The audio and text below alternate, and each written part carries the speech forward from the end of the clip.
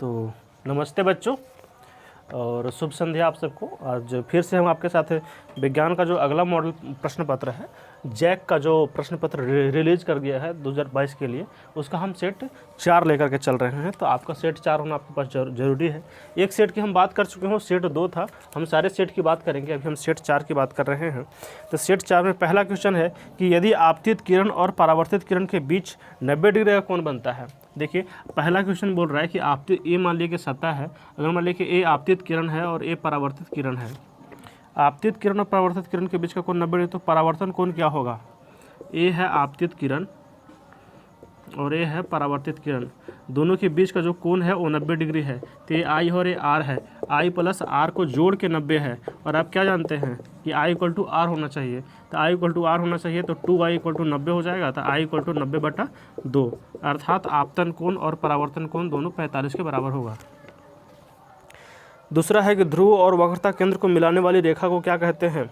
ध्रुव और वक्रता केंद्र को जो मिलाता है उसको हम मुख्य अक्ष कहते हैं। ए मान लीजिए कोई भी दर्पण है, ए आपका ध्रुव है और ए आपका वक्रता केंद्र है। तो ए जो अक्ष होता है या जो रेखा होता है इसको हम कहते हैं मुख्य अक्ष, इसको मुख्य अक्ष कहते हैं। तीसरा है कि एफ का मान 16 है, तो आर का मान क्या हो जाएगा? आर क्या होता है? एफ का 2 गुना। तो आर एफ का 2 गुना है, तो ये 16 है, तो कितना हो जाएगा? ये 32 सेंटीमीटर, सीधी सी बात है। चौथा है कि किसी अवतल दर्पण में वस्तु कहाँ रखा गया है जिससे उसका सीधा और आवर्धित प्रतिबिंब बनेगा। अवतल दर्पण में सीधा बनने और आवर्धित बनने के लिए एक ही जगह है, वो है दर्पण और ध्रुव के बीच में। बाकी सब में उल्टा बनता है, वास्तविक बनता है, आवर्धित और छोटा बनता है, लेकिन उल्टा बनता है सब में। बाकी सब में सिर्फ एक स्थान है, देखिए उस स्थान को। ए स्थान है अवतल दर्पण है, ए स्थान आपका ध्रुव और ए है ध्रुव और ए है आपका फोकस और ए है आपका सेंटर। तो जब यहाँ पर रखेंगे तब यहाँ से ऐसे जाएगा और ए ऐसे, और यहाँ से ए जो ऐसे आएगा ओ ऐसे, और यहाँ पर इसको हम बढ़ाएंगे तो ए आपका आवर्धित प्रतिबिंब बनेगा। इसको हम बढ़ाएंगे तो ऐसे, इसको बढ़ाएंगे ना कि उसको, और इसको बढ़ाएंगे और ऐसे, तो ए होगा। आंसर क्या होगा? फोकस और ध्रुव के बीच में। आंसर नंबर चौथा का आंसर नंबर को ध्रुव और फोकस के बीच में, चौथा का आंसर डी है, ऑप्शन नंबर डी। 5 है कि उत्तल दर्पण का प्रयोग। तो उत्तल दर्पण का प्रयोग हम करते हैं साइड मिरर में। साइड मिरर हम पिछले साइड में बता चुके हैं, पिछले सेट में बता चुके हैं कि साइड मिरर में क्यों करते हैं, क्योंकि बहुत बड़े क्षेत्र को ये अपने अंदर देखने की क्षमता को रखता है, इसलिए हम उत्तल दर्पण का साइड मिरर के उपयोग करते हैं। ऑप्शन नंबर ए है। क्वेश्चन नंबर 6 है कि जल में सिक्का डालने पर वह अपनी वास्तविक स्थिति से ऊपर उठा हुआ दिखाई देता है। अगर एक बाल्टी है, इसमें जल भरा हुआ है, तो इसमें जो सिक्का रहेगा वो अपनी वास्तविक स्थिति से ऊपर उठा हुआ दिखेगा। इसका कारण क्या है? जल में जो प्रकाश का अपवर्तन है वही उसका कारण है। तो क्वेश्चन नंबर 6 जो है इसका सही आंसर क्या है? प्रकाश का अपवर्तन। Question number option number B, अपवर्तन इज राइट आंसर। 7, लेंस के किस बिंदु पर लेंस के किस बिंदु पर प्रकाश की किरणें अपने मुख्य अक्ष से विचलित नहीं होती है? तो लेंस के किस बिंदु पर, ये जो बिंदु होता है ना प्रकाशीय केंद्र, इस पर किरणें विचलित नहीं होती हैं। प्रकाशीय केंद्र इसका आंसर होगा, प्रकाशीय केंद्र पर किरणें विचलित नहीं होती है। इसका आंसर हो जाएगा बी नंबर ऑप्शन है। 8 में है कि उत्तल लेंस को अभिसारी लेंस क्यों कहते हैं? क्योंकि उसमें किरणें पास पास आती है। उत्तल लेंस को अभिसारी और अवतल लेंस को अपसारी लेंस कहा जाता है। कारण क्या है कि कोई भी लेंस हो या दर्पण हो जो किरणों को एक पास ले आए, अपवर्तन या पश्चात, तो उसको हम बोलेंगे अभिसारी। अभिसारी इसलिए कि एक किरणों को एक पास ले आ रही है। अब मान लीजिए कि ए आपका है अवतल, एक किरणों को दूर दूर ले जाता है, इसको हम बोलेंगे अपसारी। तो जो लेंस किरणों को एक पास लाता है उसको हम बोलेंगे अपसारी, जो अलग अलग ले जाता है वो अभिसारी बोलते हैं। तो उत्तल लेंस कारण क्या है कि प्रकाश की किरणों को एक जगह एकत्र करता है। क्वेश्चन नंबर 8 का 9 है, नेत्र में जाने वाले प्रकाश का मात्रा कौन नियंत्रित करता है? पुतली। नेत्र में जाने वाले प्रकाश की मात्रा को नियंत्रित करता है पुतली।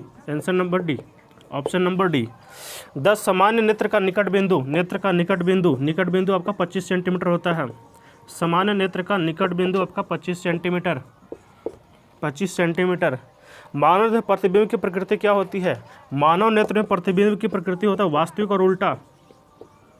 वास्तविक और उल्टा, ए ऑप्शन है, शायद ऑप्शन डी है आपका, वास्तविक और उल्टा। 12 नंबर है जरा दूरदृष्टिता।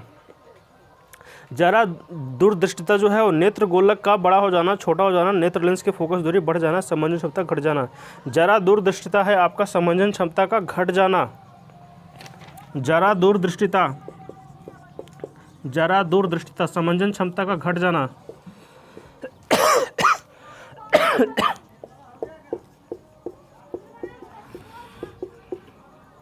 समंजन क्षमता का घट जाना।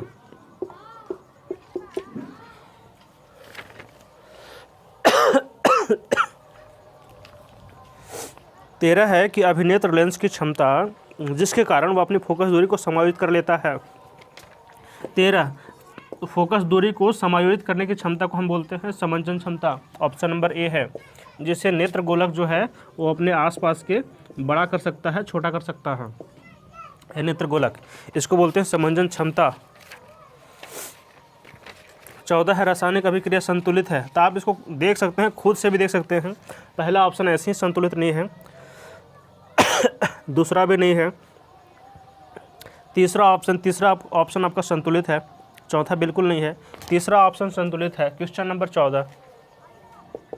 14 का सी ऑप्शन जो है वो संतुलित है। 3Fe + 4H2O = Fe3O4 + 4H2, Fe3O4 + 4H2, ये संतुलित है आपका 14 नंबर।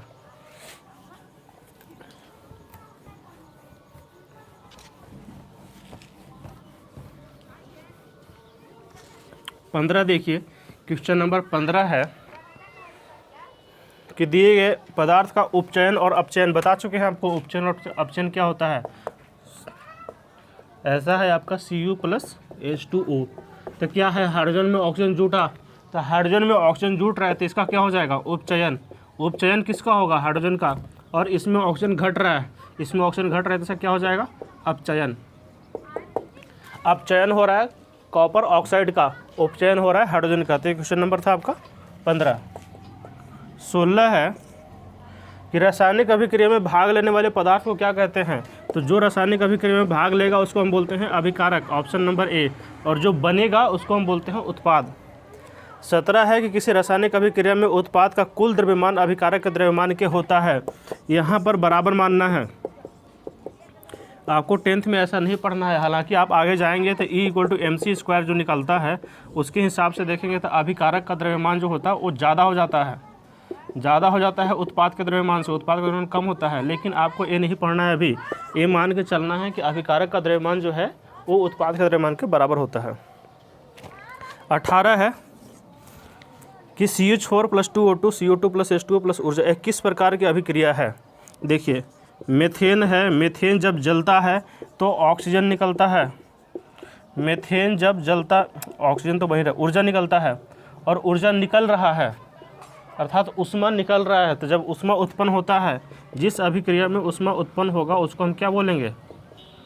जिस अभिक्रिया में उष्मा उत्पन्न होगा उसको हम बोलेंगे उष्मा क्षेपी अभिक्रिया। वियोजन और संयोजन नहीं कर सकते, विस्थापन भी नहीं कर सकते। 19 में है आपका, कोई एक ए दे दिया है ऐसे अभिकारक में, प्लस अम्ल है, बोल रहा है कि अब लवण भी बन रहा है, लवण बन रहा है, कार्बन डाइऑक्साइड है और जल है। अब यहाँ पर ध्यान देखना है कि जल और लवण, ये यहाँ पर ए है तो कोई भी क्षार रखेंगे तो आपका जल और लवण बनेगा ही। आप यहाँ पर अम्ल और क्षार अभिक्रिया करके क्या बनाता है? लवण प्लस जल। लेकिन यहाँ पर ए एक एक्स्ट्रा है, कार्बन डाइऑक्साइड, इसलिए ऐसा लवण होना चाहिए जिसमें कार्बन और ऑक्सीजन दोनों हो। तो ऐसा लवण होने के लिए आपको ऑप्शन जो दिया है ए अम्ल नहीं हो सकता, क्योंकि अम्ल से अभिक्रिया करके लवण और क्षार देता ही नहीं है, लवण और जल देता ही नहीं है। क्षार, ये क्षार होगा, लेकिन क्षार में भी कैसा क्षार होगा? यहाँ पर जो कार्बोनेट दिया है ना, ये ज़्यादा सही आंसर होना चाहिए, लेकिन कार्बोनेट को भी हम कंफर्म नहीं कर सकते, क्योंकि कार्बोनेट में आपका क्षार होना बहुत ज़्यादा ज़रूरी है। क्योंकि कार्बोनेट अगर एक खुद लवण हो जाएगा तो लवण अम्ल से अभिक्रिया करके लवण देगा ही नहीं। कार्बोनेट अगर हम बात करें NaHCO3, तो ए कार्बोनेट है, ए कार्बोनेट है, लेकिन ए इससे अभिक्रिया करके ए नहीं देगा, ठीक है। इसलिए इसके सही ज़्यादा आंसर आएगा क्षार, ऐसा क्षार जिसमें आपका कार्बन डाइऑक्साइड बनता हो, इसका सही आंसर क्षार आएगा, बी नंबर। 20 है कि किस पदार्थ में नीला पत्र डालने पर लाल नहीं होगा, तो किस में नीला डालेंगे लाल नहीं होगा। आप वीडियो को रोक सकते हैं, रोक करके देख सकते हैं, जो भी समझना है आपको। स्पीड कम भी कर सकते हैं, अधिक भी कर सकते हैं अपने अनुसार। क्वेश्चन नंबर 20 में है किसमें नीला पत्र डालने पर लाल नहीं होगा। नीला पत्र, तो अम्ल क्या करता है, नीले को लाल कर देता है, और क्षार क्या करता है, नीला कर देता है। तो आप देखिए लाल नहीं होगा, तो लाल नहीं होगा किसमें, ये देखिए पहला ऑप्शन दिया है NaOH। आप ऑप्शन को भी जो एक दूसरे से अलग है, जो बाकी तीनों से अलग है, वैसे पर कर सकते हैं। HCl, ए भी अम्ल है, ए भी अम्ल है, ए भी अम्ल है, तो केवल यही क्षार है, और क्षार क्या करता है, नीला करता है, अर्थात लाल नहीं करता। तो इसका ऑप्शन सही क्या होगा, ये है। दिए गए किस लवण में क्रिस्टलीकरण का जल मौजूद है, तो सीधी सी बात है CuSO4 × 5H2। ये रिपीट क्वेश्चन है, सेट नंबर 2 में भी था।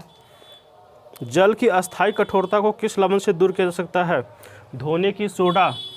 क्वेश्चन नंबर 22, धावन सोडा से अस्थायी कठोरता को दूर किया जा सकता है, धावन सोडा Na2CO3। हालांकि यहाँ NaCO3 लिखा है और गलत सूत्र है, Na2CO3 × 10H2, 10H2 रहे ना रहे, Na2CO3 होना चाहिए, Na2CO3, ये सही ऑप्शन है, बी नंबर।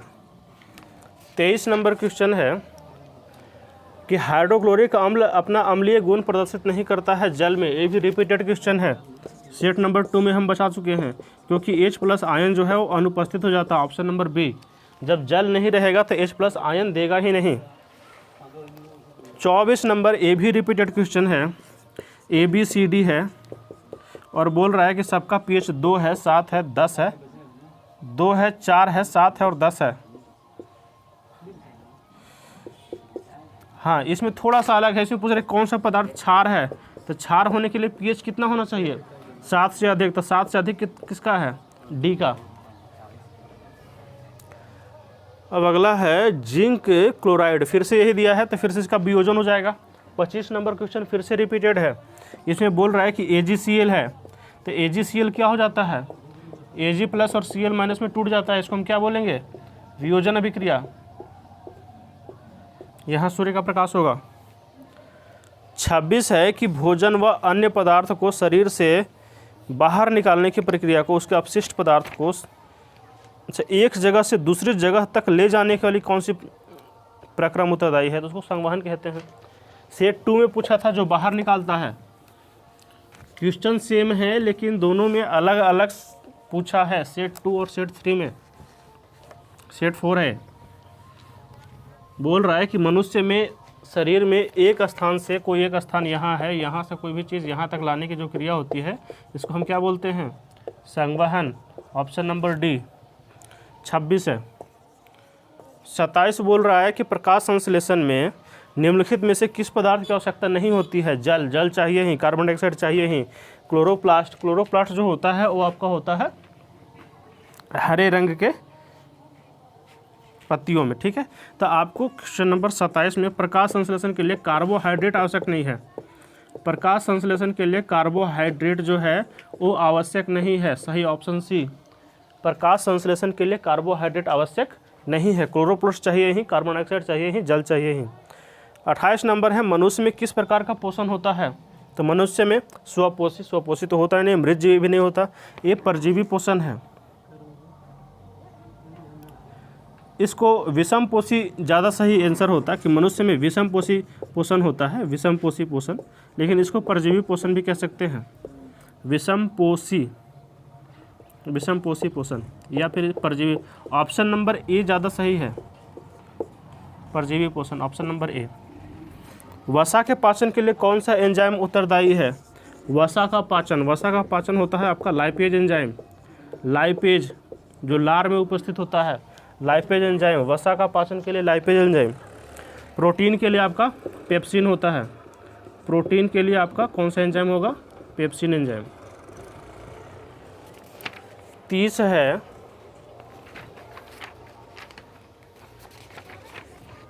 श्वसन प्रक्रिया में ग्लूकोज का पायरुवेट में टूटना कहाँ होता है?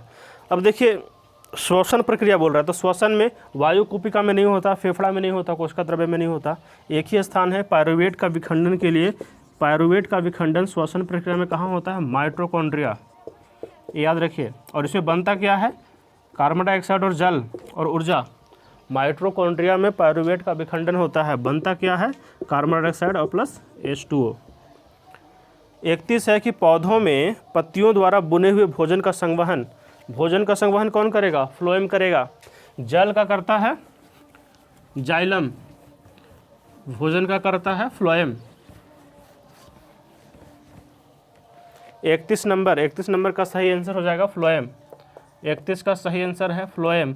फ्लोएम जो है वो आपका पत्तियों में उपस्थित होता है, भोजन का संवहन करता है, ऑप्शन नंबर बी। 32 है किसी जीव में अपना अस्तित्व बनाए रखने के लिए कौन सा प्रक्रिया आवश्यक है? किसी जीव को अपना अस्तित्व, ये रिपीटेड क्वेश्चन है और इसको हम बताए थे कि जनन को भी आप ऑप्शन में ले सकते हैं, नियंत्रण को भी ले सकते हैं। मोर देन वन करेक्ट है। ऐसे आप पोषण भी जरूरी है, ऐसा नहीं कह सकते बिना पोषण का ही अस्तित्व रहेगा, तो सारी चीज़ जरूरी है। 33 है कि दिया गया चित्र किस प्रकार के जनन को प्रदर्शित करता है? दिया गया चित्र आपका कायिक प्रवर्धन है। कायिक प्रवर्धन, आप चित्र को देख सकते हैं तो ज़्यादा आपका समझ आएगा। कायिक प्रवर्धन है क्या कि एक पत्ती होता है और इस पत्ती पर एक छोटा सा ऐसे उत्पन्न होता है, फिर एक पत्ती से गिर जाता है और फिर एक बड़ा सा जीव बन जाता है, तो यही कायिक प्रवर्धन है। 34 के बीज में भ्रूण होता है जो उपयुक्त परिस्थिति में नवोद्भिद में विकसित हो जाता है, इस प्रक्रम को क्या कहते हैं? अब देखिए, निषेचन अलग चीज़ है, परागन भी अलग चीज़ है। बीज में भ्रूण होता है, ठीक है, जो उपयुक्त परिस्थितियों में नवोद्भिद में विकसित हो जाता है, इसको अंकुरण बोलेंगे। 34 आप देख लीजिएगा इसको थोड़ा सा, अंकुरण, ऑप्शन नंबर सी। 35 है गर्भाशय के किस भाग में निषेचन होता है? गर्भाशय के डिंब वाहिनी में निषेचन होता है। देखिए, ग्रीवा में नहीं होता, अंडाशय में भी नहीं होता, डिंब निकलते हैं। इसका आंसर आपका सही आंसर इसका अंडाशय ही आना चाहिए। डिंब वाहिनी से डिंब निकलते हैं, वहाँ पर निषेचन नहीं होता, अंडाशय में अंडा बनता है। डिंब वाहिनी, अंडाशय, ये दोनों हो सकता है, लेकिन आप ज़्यादा करेक्ट आंसर डिंब वाहिनी है। अंडाशय से अंडा निकलता है, आप उसको भी कह सकते हैं कि उसका भी कुछ न कुछ योगदान है, लेकिन होता जिस स्थान पर है वो स्थान है डिंब वाहिनी। डिंब वाहिनी इस तरह से इधर होता है, अंडाशय इधर होता है, तो ये वाला भाग जो है ना, यहाँ पर निषेचन होता है। अगला क्वेश्चन है कि जल विद्युत संयंत्र के लिए निम्नलिखित में कौन सा कथन सत्य है? जल विद्युत संयंत्र है, कौन सा कथन सत्य बोलता है? यह एक अनवीकरणीय ऊर्जा स्रोत है। बिल्कुल नहीं, अनवीकरणीय ऊर्जा स्रोत नहीं, एक कथन गलत है। इसमें जीवाश्म ईंधन का उपयोग होता है, ये भी सही नहीं है। इस संयंत्र के निर्माण से पारिस्थितिक तंत्र नष्ट हो जाता है, ये बिल्कुल सही एग्जाम्पल है कि पारिस्थितिक तंत्र नष्ट होते हैं। जल के लिए हम बांध बनाते हैं तो बांध से सारा आसपास का क्षेत्र डूब जाता है, तो डूबने से पारिस्थितिक तंत्र नष्ट होता है। 36 का सी नंबर सही आंसर है। 37 है कि सौर सेल के उपयोग में की क्या सीमाएं हैं? सौर सेल कहाँ कहाँ उपयोग कर सकते हैं?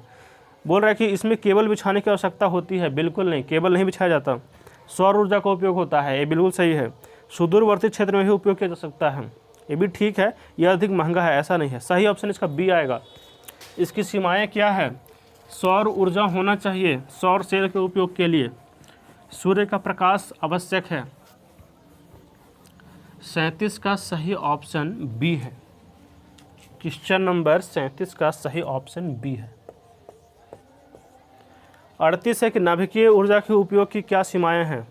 यूरेनियम का उपयोग होता है, पहला ऑप्शन में सही है।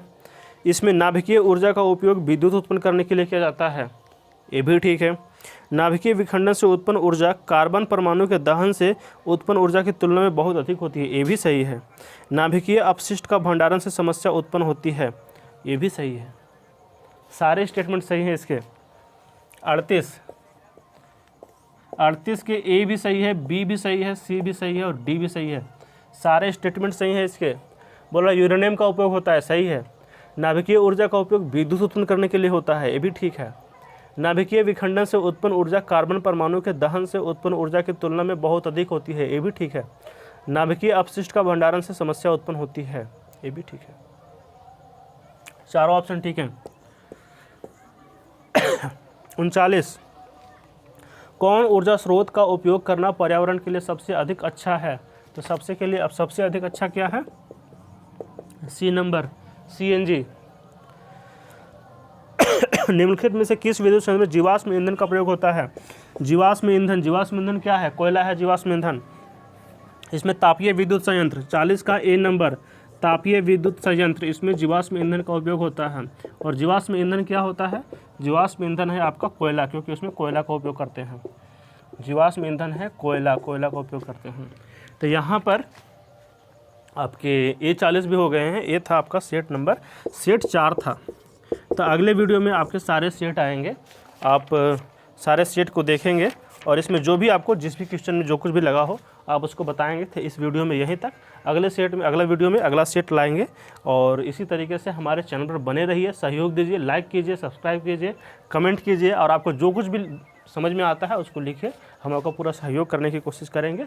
धन्यवाद। आज की वीडियो में यही ठीक है।